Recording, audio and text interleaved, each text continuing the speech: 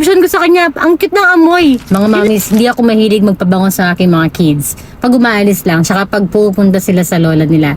Kasi yung lola nila mahilig magbigay ng powder sa mga kids. Kasi para presko daw, hindi amoy araw, amoy baby. Kaya nung nalaman kong amoy baby itong Tendero Baby Cologne, tinry ko. Gentle naman siya sa bata, alcohol free. At ang importante, FDA approved siya ha.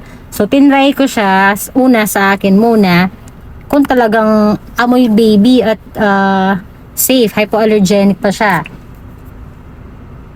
Oh, parang nga lang siyang baby powder. Itong Lalabay Silk, para siyang baby powder. At ito naman, ito, parang mas bet ko to. Gamitin ko nga sa akin.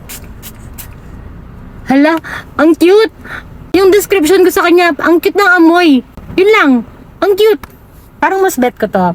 Itong Lalabay Silk, amoy powder.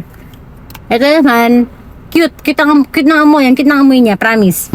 For kids, hindi naman kailangan na magpabango talaga yan kasi amoy baby talaga sila. 'Di ba? Kahit wala silang pabango. Pero kung gusto nyong i-try na magbigay pabango sa kanila or baby cologne pag umaalis, then dapat gentle lang talaga at safe sa baby.